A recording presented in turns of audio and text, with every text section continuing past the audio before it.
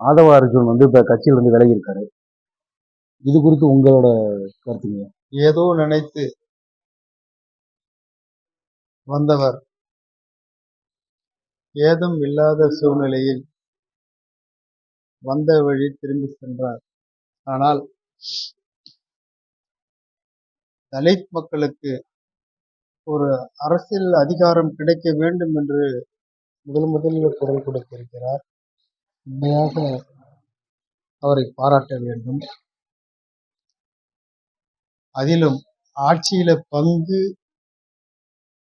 இருக்க வேண்டும், வர வேண்டும் என்று குரல் கொடுத்தது அவருடைய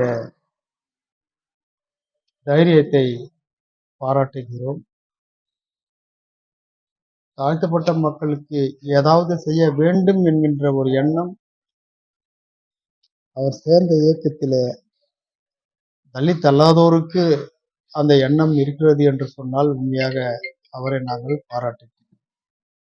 ஏன் எந்த நோக்கத்தோடு வந்தார், அந்த நோக்கம் நிறைவேறாமலேயே இயக்கத்தை விட்டு ஏன் வெளியே போனார் என்கின்ற ஒரு சந்தேகமும் வருத்தமும் எங்களுக்கு இருக்கிறது.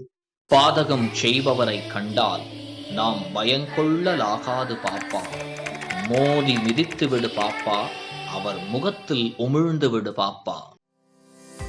அண்மை செய்திகளை உடனுக்குடன் தெரிந்து கொள்ள இணைந்திருங்கள் இயம்நாடு தொலைக்காட்சியுடன்.